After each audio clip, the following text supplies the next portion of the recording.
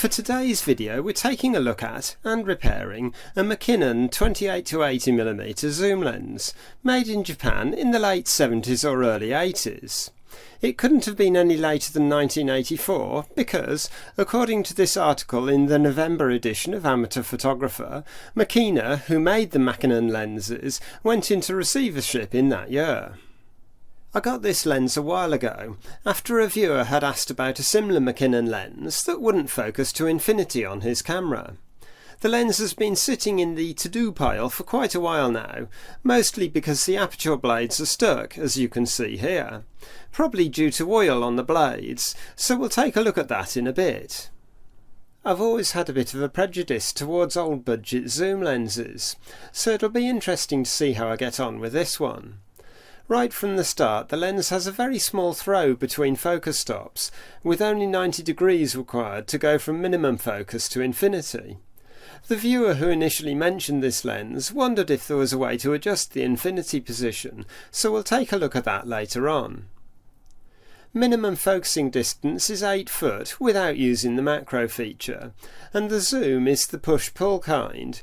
It's a little bit tight and notchy, but at least it means the lens doesn't droop to maximum zoom if you set it up on a tripod pointing downwards. Pressing this button releases the macro focusing ring, which allows you to take reasonably close macro shots at a 1:5 ratio. And finally, the aperture ring at the back goes from f3.5 to f16. This lens doesn't have a constant minimum aperture, giving f3.5 at 28mm and f4.5 at 80mm. So I'll take the rear mount off the lens and have a look at the aperture mechanism. There's 4 screws to undo and place safely in a tray. And with the screws out, I've marked the position of the end plate, although it can only go one way round on this lens.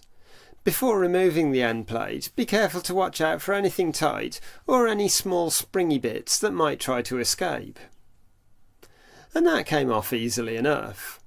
At this stage I could remove the aperture ring. This would release the indexing ball. These balls have a great desire to ping off somewhere around the room and never get seen again, so on this occasion I'll leave the aperture ring in place. Now, looking at the back of the lens, you can see the pin that releases the aperture just here. This is usually operated by this post that drops down from the end plate. The post is activated by the camera when you take a shot, or by pressing the preview button on the lens. So if I give the pin a little prod, hopefully the aperture will close. And there we go. And I can see that the blades are covered in oil, as I thought they might be.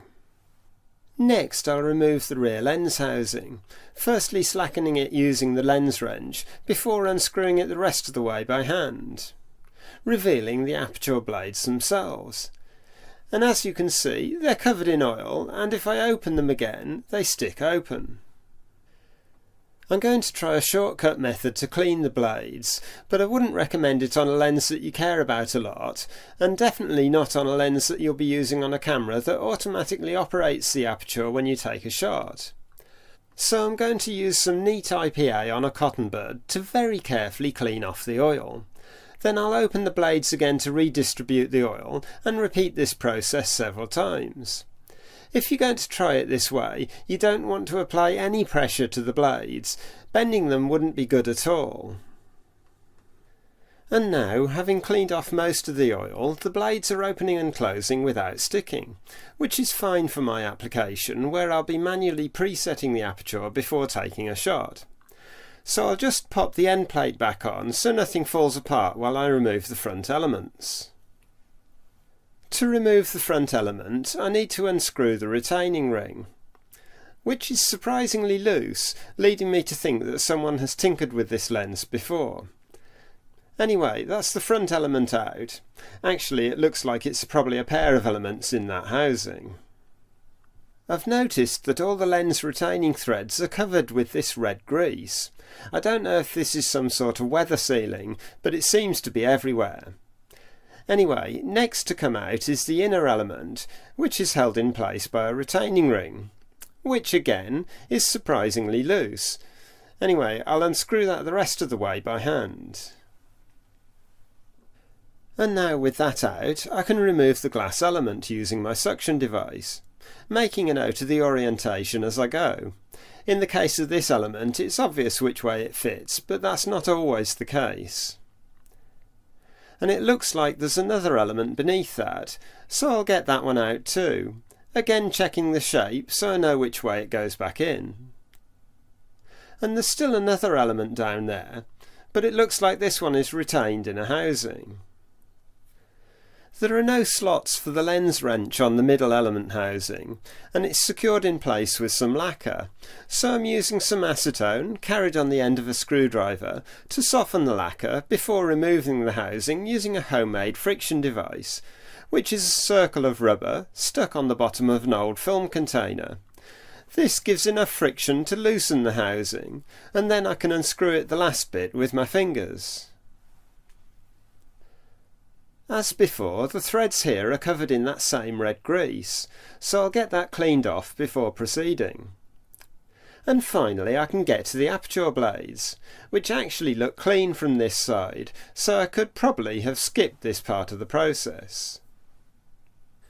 So now, before I refit the glass, I'll have a quick look to see if there's a simple way to adjust the stop for the infinity position, as requested by a viewer. First, I need to carefully remove the focusing grip by gently easing a screwdriver under it and sliding it off the focusing ring. This reveals a small screw that needs to come out in order to remove the focusing ring. And with that out, the ring is free to rotate with no end stops. So I'll carefully unscrew the ring. This lens has a single helicoid, which is fairly simple to work on, but as I unscrew it, I need to keep some upward pressure so I can mark where the ring disengages from the helicoid. I've already done this off camera, so I know where it goes back. And there it is, off. So I'll pop it on the table, and then tripod. And then we'll have a look at the end stops. In the case of this lens, the small screw we removed from the focusing ring hits these two cutouts in the body of the lens, so there's no adjustment here. And even if you were able to move or extend the cutout, the infinity position would no longer line up with the index mark on the body of the lens. Possibly there's a way to adjust the position of the fixed helicoid, but I think for my purposes I'm not going to dig any deeper here. The helicoid has multiple start positions, which is why it's important to mark the insertion point as you dismantle the lens. Anyway, I'm now going to reassemble everything off camera, and then we can get on and test the lens. When I started testing the lens, I had some vases set up about 10 feet from the camera, with the lens fully zoomed to 80mm. 10 feet was the minimum distance I could focus at, because the Olympus OM to Micro Four Thirds adapter has been manufactured too short. This seems to be the case with most, if not all, of my lens adapters, so I'm quite used to having to focus for infinity and also lose a little on the close end of focusing. However, when I zoomed back to 28mm without moving the camera, I couldn't achieve focus at all. Well, not until I rotated the macro focusing ring a little bit.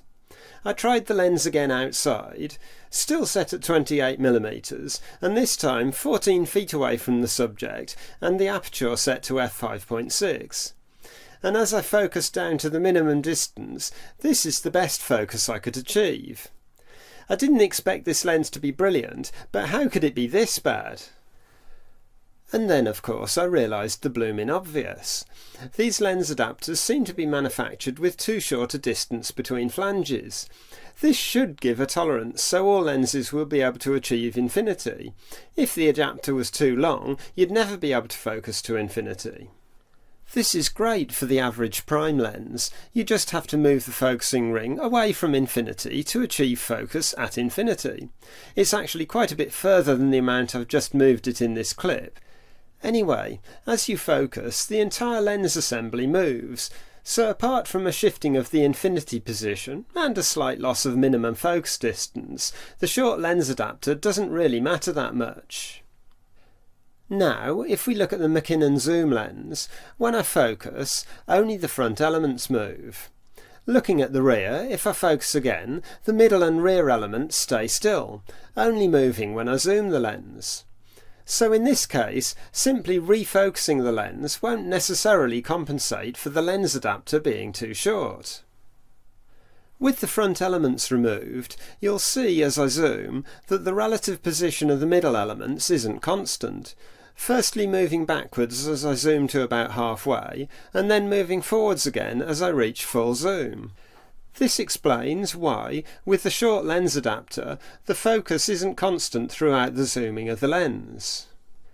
There is, however, a bit of a saving grace. The macro ring on this lens is like a variable extension tube.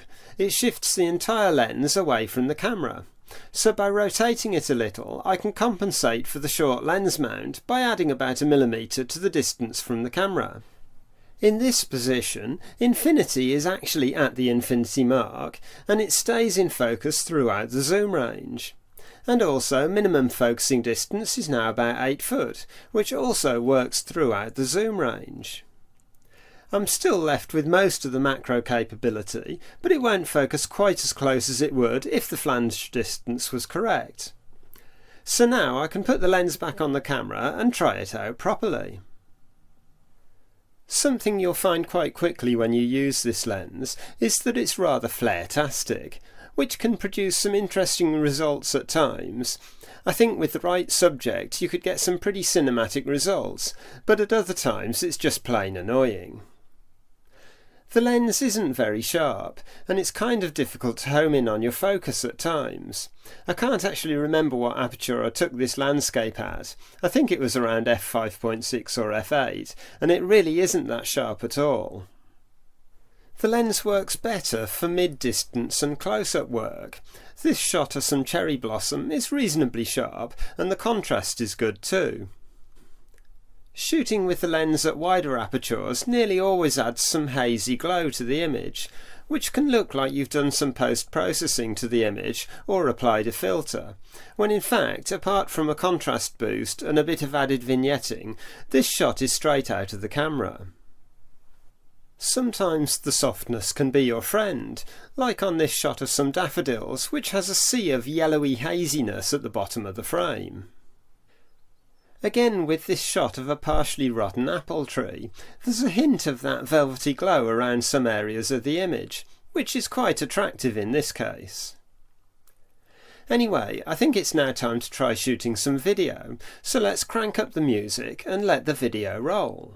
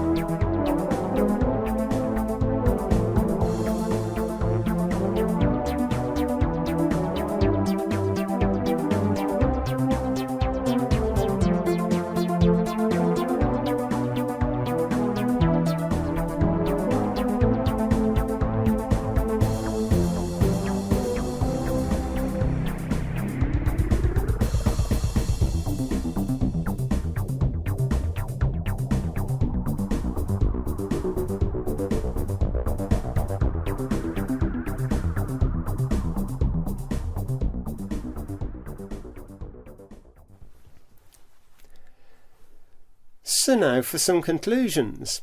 In some ways this lens is one of the worst lenses I've used in years. It's not very sharp, it's difficult to focus accurately, and I'm constantly having to juggle the two focus rings, although that's not the fault of the lens itself. But every now and then it'll spit out an image that has a little bit of magic, and I think it's definitely worth a bit more experimenting to find those magic shots. Anyway, I think that will do for this video. If you've enjoyed watching, please like the video and subscribe to the channel if you haven't done so already. And don't forget to click on the bell icon so you get notifications when new videos are released. And if you fancy supporting the channel a bit more, there's a PayPal link in the description, but that's completely voluntary. So thanks for watching, and I'll see you in a future video.